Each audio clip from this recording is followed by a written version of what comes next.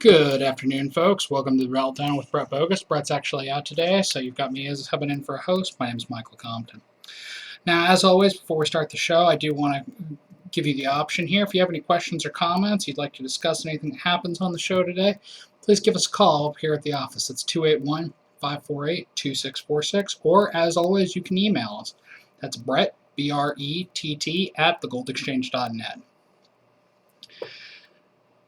Now, I know a lot of times when Brett comes online, he likes to talk a lot about the coins, he likes to talk about the real in-depth economics. I tend to be more along the geopolitical and more widespread political problems that tend to be going along here, and why those are just as decent reasons why you need to be investing in precious metals and rare coins. Something that's come up, there are two separate stories that have come up in the last couple days here, and I thought they were both very much worth mentioning. One is the fact that apparently, due to the fact that there's been errors in how the Pentagon has been able to do its auditing and internal reporting, there's been something on par with $8.5 trillion that has either gone missing, that's unaccounted for, that's not, it's just gone. Now, this is a pretty big deal because when you look at the amount of our total national debt, the last time that I checked it, it was around 14.5, heading towards 15 trillion. Having $8.5 trillion go missing. And this is something that's not exactly a huge surprise. The last time that we heard anything about this, I don't remember if it was Rumsfeld or if it was Cheney, who said that there was approximately $2.9 trillion that were just unaccountable for. They just couldn't put their finger on where the money had gone. To find out that that is a significantly larger number, a number so large that it actually accounts for almost half of our national debt, that's a really, really big deal. I mean, that's on par with saying that, all of the debt, that all of this money that we've sunk into it, the quantitative easing, all of that's basically just writing checks to the Pentagon, which they simply are just losing. That's a huge deal, and it doesn't really matter which side of the aisle you sit on. That kind of waste isn't just politically unpalatable. That's borderline criminal negligence as far as the welfare of our country is concerned. And on that same note, one of the other things that has cropped up, and it's a news story I just saw today, a recent report came out that stated that by 2020, we needed such a severe infusion into our infrastructure in terms of investment that by 2020 it would cost the United States $4 trillion to fix the problems that are going to start becoming systemic through our infrastructure. This isn't talking about updating infrastructure. This isn't talking about sending out, building new things, integrating, new internet services, going for fiber optic cables like much of Europe and the rest of the world has done. This isn't renovating our railroads and upgrading them for high-speed magnet rails like China or Japan. This is literally just bringing our infrastructure back to an even keel, to the point where bridges aren't going to be at risk of falling down, roads aren't at risk of opening up potholes or just being completely undrivable. This is really, really, really systemic problems that we're talking about, and it's going to be a real serious problem going forward because you combine that. Just talk about the two numbers that I've thrown out today. We're not talking about the costs of any of the other programs that are going on. However you want to feel about the food stamp programs or Obamacare or anything like that, or even to the wars and the war effort, or corporate subsidies, or none of that matters. Those two numbers that I've thrown out, two simple numbers, $8.5 trillion that has gone missing and is unaccountable by the Pentagon, $4 trillion by 2020 to put our infrastructure on track. That means that in the next 7 years, in order to truly get back to where we would need to do, and not just basically double our national debt, we would have to come up with $13 trillion. Now that sounds like a lot of money, and it is, but it is magnified by the fact that we're in a situation where our economy, regardless of how the Dow Jones looks, is not recovering. It's been stated numerous times. The Dow Jones huge spike was primarily because when the crash happened in 2007, 2008, a lot of the more wealthy class in our society had a whole lot of money that got freed up. They lost on the stock market just like everybody else did, but unlike a lot of the middle class or the working class people who lost and didn't have any way to bounce back, the wealthy people were able to see the crash, buy in at the lowest possible price, and then since everything's kind of gone back up, even a marginal recovery meant that their holdings got much, much larger. The problem with that is that this is mostly a paper recovery. This is not something that's actually really being felt or affecting 90% of America, maybe even 95%. This is a huge, huge systemic problem that we're facing. And I'm not going to be the one that's going to try to throw out a solution or tell you, what the magic bullet is that's going to fix all the problems here, but I am going to say that just those two numbers, the 8.5 trillion that's gone missing, the 4 trillion that we're going to need to catch up on our infrastructure. There's some of this money now. The 8.5 trillion that's unfortunately probably gone, never going to be seen again, and I couldn't tell you where it's going. Probably towards, back projects that we don't want to hear about, like NSA and all of that.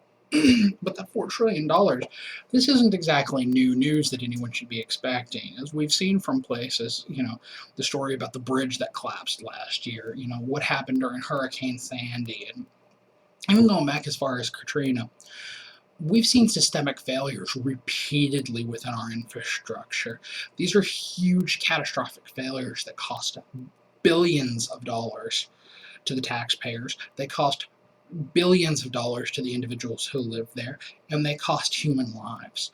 This isn't a cost that can just be sloughed off because we feel the need suddenly to cut costs. This is, unfortunately, for lack of better terminology, we can't wait until there continues to be such a bad systemic failure that we start seeing major, major problems and crashes throughout our infrastructure. It's a little bit like car maintenance. You don't wait for your engine to seize up before you take it to go, get checked out. You change the oil.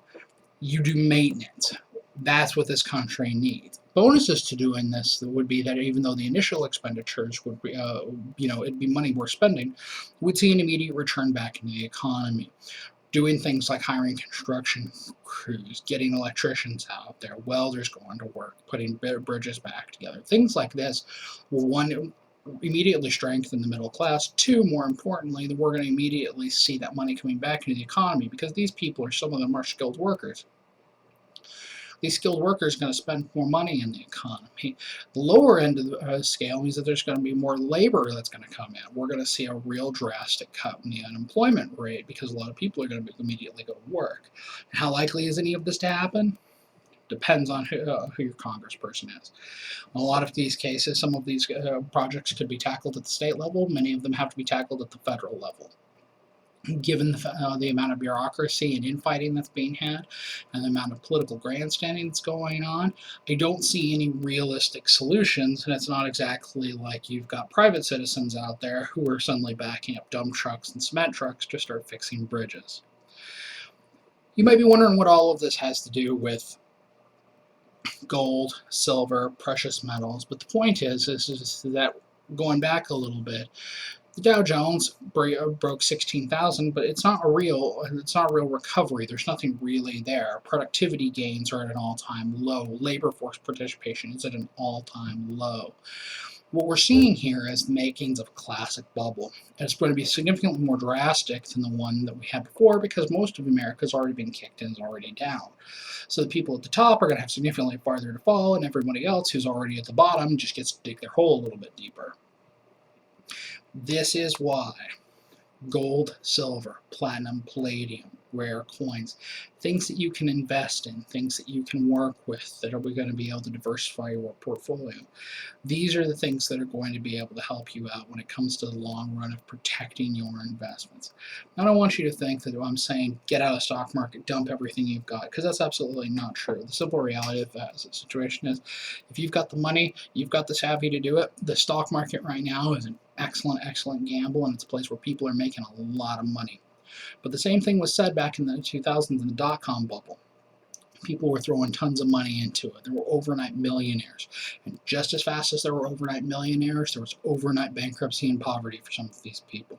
People lost everything in some of these crashes. That's going to happen again. Is it going to be any time in the near future? I don't know.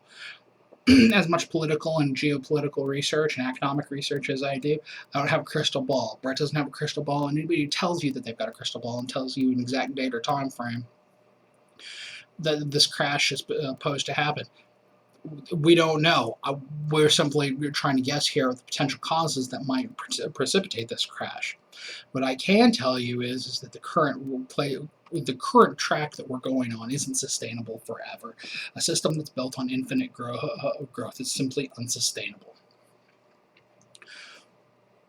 We're pushing already. There's talks about labor union strikes and strikes during the holiday season, a season when it's the most important time for consumers and also most important time for retailers. We've already heard early reports that they're expecting this year's numbers for the retail season to be drastically below last year's. These kind of things, when we hear them, tend to cause real big problems because then they don't hire enough people, and it's a chain reaction. My point again, going back to the precious metal side of all of this, no, you shouldn't be investing in or rather taking all of your money out of the stock market. A savvy investor has money a little bit everywhere, so that way if one thing doesn't work, you may have 2 or 3 other things that have cropped up in the background that do. But what gold does have, and this is something that Jim Cramer from Mad Money has said, gold is kind of that hedge. It's that form of insurance, because typically when everything else goes bad, gold goes good. Now, it's also worth saying, we're not talking, when we talk about, particularly on this show, ETFs and electronically traded funds or anything like that. With owning a piece of paper that may or may not have any actual backing behind it, you might as well be just investing in stocks. On that same note, one of those things a lot of times people talk about when they talk about buying gold and silver is they start asking about mining shares, the companies that actually come up behind gold and silver, platinum, palladium, things like that. The problem with that is that those tend to not follow the market nearly as well, and they tend to also have quite a bit more volatility to it. So days when gold and silver go up, the mining companies might do the exact opposite. This is why, while we would consider saying that investing in mining companies might be a good idea, depending on your own portfolio, it's not a good idea to be included in the 20% that we would recommend that you would put into gold, silver, platinum, palladium. Now, I've just thrown a number out there, 20%. Jim Cramer is the one who actually came up with this, and he said you should be diversified out. He said 20. He gave 5 different categories, and honestly, I can't list them all on top of my head, even though I've watched that video multiple times. But the last one has always been gold. Precious metals. Jim Cramer has recommended that you own and hold it physically. Brett Bogus has recommended that you hold it physically. We all continue to recommend.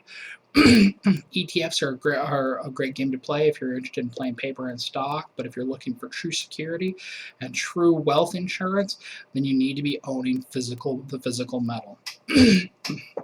Now, on the same note, keeping in that same line, there are multiple different ways in which you can be owning this. Some people prefer to own bullion and straight as close to the premium as they can, or as cutting out as much of the premium as they possibly can. Gold. Now, again, this is not saying that this is a bad idea, but it does subject you to a lot of market volatility, and even though gold is exceptionally cheap right now, making it an excellent buy in this category, it also subjects you to the spike in it. If the price of gold continues to drop, if it goes down a little bit more, then you're going to be losing on. If it goes up, then you'll instantly be gaining. It's just like stock. When you're buying gold, you shouldn't be attempting to do things that make it like a stock. You're looking for security. You're looking for a way to protect yourself, which leads to the next 2 categories, semi-numismatic and numismatic, or rare coins. Now, semi-numismatics tend to be a little bit of a gray area, and I'm not exactly qualified to speak about them beyond saying that's supposed to be where the second third of your portfolio for precious metals should be. If you have questions, as always, call Brett. That's 281-548-2646. He'd love to speak with you about it. He can give you a concise, clear definition on what exactly semi-numismatic coins are and how they can help you. Rare coins are exactly what they sound like. Rare coins, typically older, though not always, are coins that are rare for any number of reasons. They can be rare because of their mintage. They can be rare because of their the grade in which they're in which they're placed. Brett often likes to speak about Morgan silver dollars, that you can buy them for as low as $50 or even lower than that sometimes online, but you can also spend up to $2,000, $3,000 on them. Part of that is because of that rarity. Typically speaking, what we have seen is that rare coins tend to sell on a market that's much akin to high-grade art. The market is always there. People are always looking for their collections. They're looking for that one particular set piece that will complete their collection. Those are where the big money has been. That's where the big profit has been. Typically, it carries a huge premium. In many cases, the precious metal itself may not be worth more than a couple dollars, but the rarity of the coin is what you're purchasing.